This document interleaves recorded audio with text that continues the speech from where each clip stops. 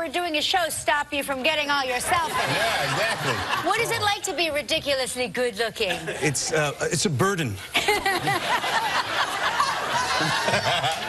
But welcome back to the show, because last time you hear Kelly was on vacation. That's so right, you missed yeah, each other I for a know, while. I know. But I don't know if it's since then, but you've moved your family from L.A. back to New York City. Yeah, that's right.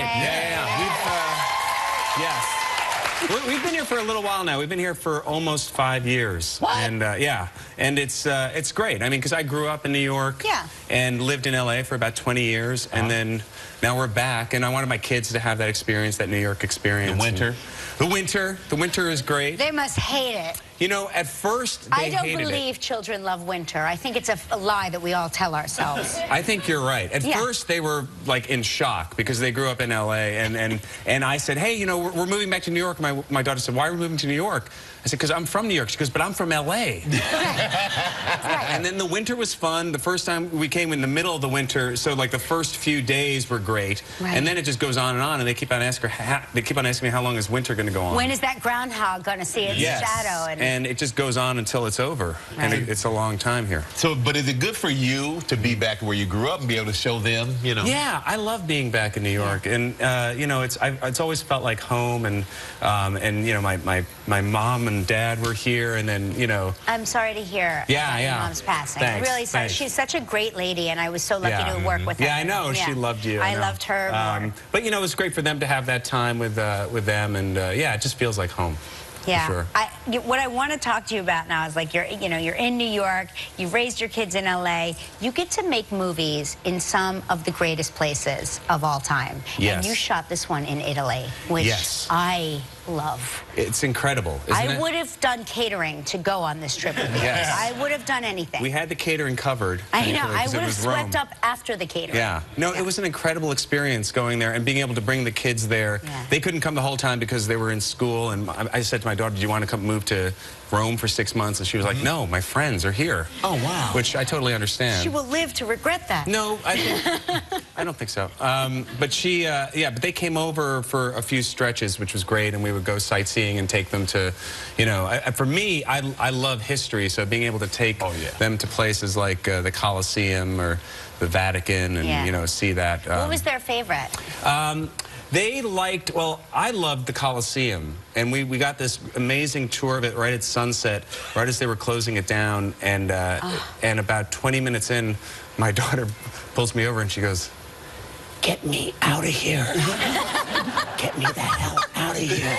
Right. She wasn't impressed. It's more of a boy thing. Yes, but I guess they get, you know, pillars at the Cheesecake Factory. So to them, it's. But I'm with you. I love history as well. I really do. That's an amazing place. And the Vatican was incredible too. It's the most spectacular place. Yeah, yeah. So no, it was really wonderful, and they loved it. We did some pizza making classes and things like that. So lucky. Yeah, very cool. Well, you know, we're going to take a quick break, and then when we come back, we're going to talk to you about how you just can like transform yourself into this ridiculously good-looking Derek Zoolander after 15 years. You just go right back to it. I don't blame them. Hi, love you too. So it's been 15 years since Derek Zoolander burst onto the scene. Where's he been hiding? He has, you know, it's been a tough stretch for him, you know, because he was, you know, he was on covers and he was sort of the #1 model, and then, you know, age caught up with him a little bit, and he moved out to the mountains of extreme northern New Jersey. I know those mountains. I know those mountains well. And then we had to renegotiate with him to get him back to come back and do the sequel, and but it's been great to work with him again. I'm sure. Yeah. So I'm curious, for you, did you have to watch the first movie again to get back into character, to prepare? You know, I actually did, because it had been so long, and I just kind of wanted to look at it to kind of see, you know, what it was, just to remind myself about doing the character, and then also kind of trying to feel what was it we're going to bring back for the second one. Yeah. So that was an interesting experience. And then once we started doing it and we got into it, and we got to Rome, and we started to do some camera tests and rehearse, and Owen came, and, you know, Owen Wilson playing Hansel, and Will Ferrell playing Mugatu, and we had everybody back. It was really fun. It's dream casting. Yeah, it was really fun. And then we had some really great new people like Kristen Wiig and Kyle Mooney, who's on Saturday Night Live, playing the new hipster designer Donatari.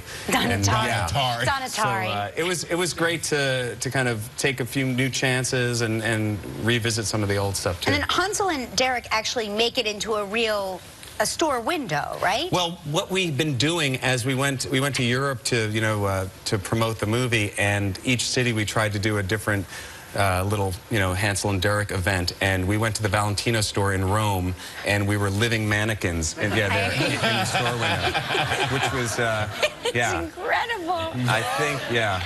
I think Owen's still there. The paparazzi must have gone insane. It was crazy, you know, like I put out a tweet and like about 20 minutes before, and some people showed up, and it was really fun, you know, it was fun. I'd never done that before, and we kind of did it spur of the moment, so it was. You did the fashion show too.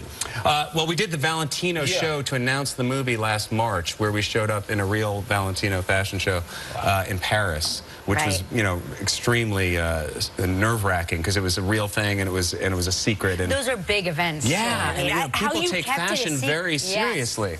And so there are all these like 6-foot, you know, female models, and then, you know, Owen and I come out. I think that's why this movie struck such a nerve the first time around, is because it really does, like, you know, it makes fun of the fashion industry, which is really such a serious thing. Yeah, and this time around we were able to have some of the real fashion icons be a part of the movie. And I also think Zoolander sort of relates to our own sort of narcissism and self-obsession. And, you know, when we did the first movie, there were no selfies, there were no camera phones, there was no social media. Right. I mean, so much is sort of played into, I think, what Derek and Hansel are about. And well, when you walked in, stand up on the People Mover together again. I've missed those two. Yeah.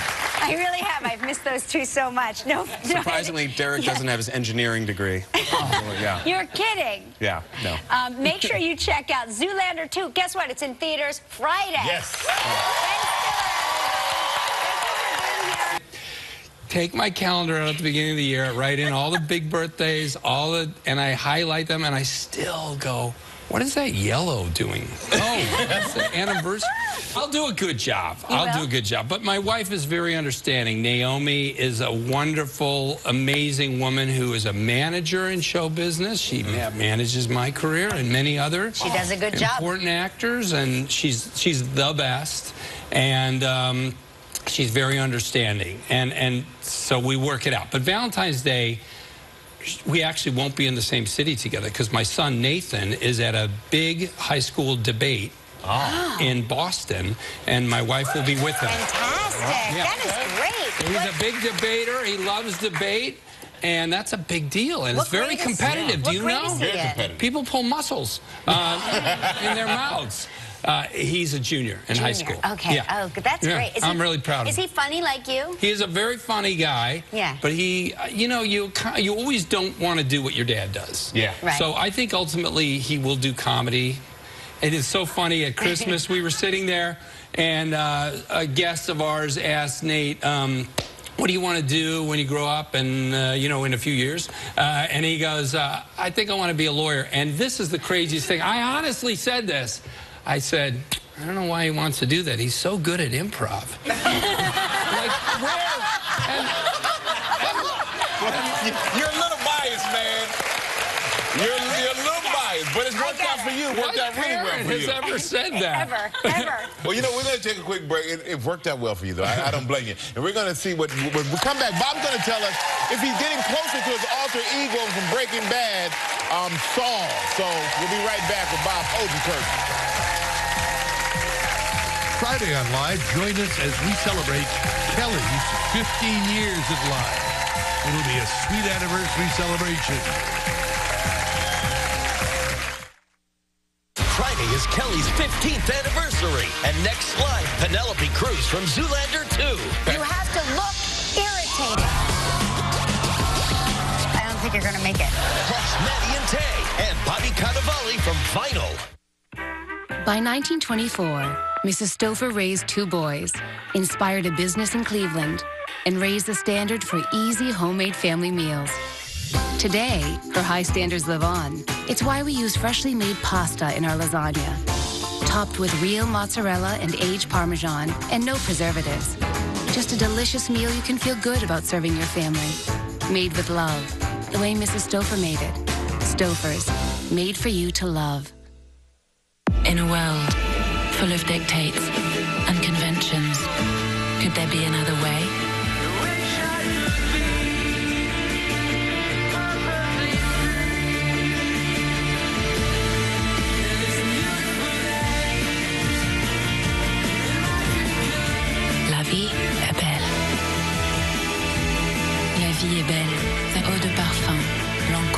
Receive a free gift only at Macy's, your fragrance destination. Here's an idea. If a woman can do at least 4 things at once, her moisturizer should too. Clinique Smart SPF 15 visibly erases wrinkles, evens skin tone, lifts and hydrates. It's a time saver, so you can be a partner, a mom, and an innovator. Clinique Smart, so you can do it all. Your free 7-piece gift with any Clinique purchase of $27 or more, while supplies last. Available only at Bon-Ton. You know, you paid too much for those glasses. Who? You. You paid too much. Practically everyone overcharges, except for America's Best. Who? America's Best. They give everyone a deal. In fact, you can get 2 pairs of glasses and a free eye exam for just $69.95. 2? 2. 2. 2. Who? Stop it. 2 pairs and a free exam for $69.95. It's not just a better deal. It's America's Best. To this. You don't slide into it like a cheap pair of slippers and then reap all the rewards. I thought you were proud of me. I was. When you straightened out and got a job in the mailroom, I was very proud. So that's it then, right? Keep old Jimmy down in the mailroom because he's not good enough to be a lawyer. Whoa.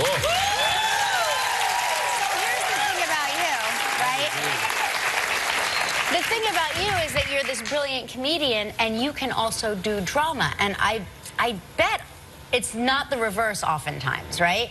Well, people, yeah, there's a feeling that dramatic actors, a lot of times when dramatic actors want to do comedy, they just think it's just get big. Right. Just be really loud. Right. It's kind of true. Right. But it's not entirely true. And there seems to be, I know that my comedian friends, and it seems every year a comic actor does a great turn in a drama and people are always surprised. But honestly, comedy is all about commitment and committing to something crazy and making it real and believing it. So you just need to dial it down a little, but that's what drama is too, you know, committing. And that was the great Michael McKean, also a comic actor. Yeah, of course. And McKean is in Spinal Tap, and then he does that scene, and how great is that? He's so good, and people compliment me on what I've done in this show, but the writing is the best writing on TV, and so wonderful. And then the actors I'm working with, I mean, on Breaking Bad, Bryan Cranston, Aaron Paul, Anna Gunn, and here... Here, Michael McKean, Jonathan Banks. When you're surrounded by people, they're like a force of gravity, and they bring you in and focus you. Yeah. So. But when you saw, did you think that this role, you know, Saul Goodman would become so popular? No, I laughed at it every time. And the first scene I did on Breaking Bad, the first time I did Saul Goodman, people in the crew made jokes about the spinoff. Right away, as soon as the scene was over. Yeah, I'd like to work on your spinoff. Because the character was so funny and kind of big for a secondary character. It was like bigger than a normal you'd expect. And people joked about it. It felt like, wow, there's such a big character there.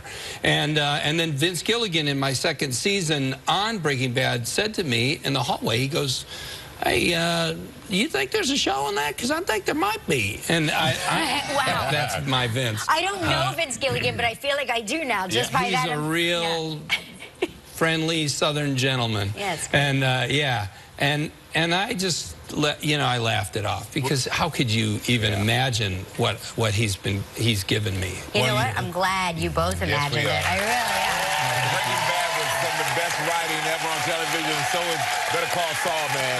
And it is Better Call Saul. The season 2 premieres February 15th on AMC at 10 p.m. Don't miss it. The very talented Bob Odenkirk, everybody.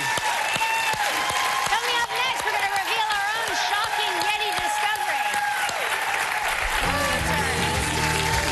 Tomorrow on Live, a performance by country duo Maddie and Tay. And also from the new series Vinyl, Bobby Cannavale. This President's Day weekend, get more of what you love for less. Rush into JCPenney for the President's Day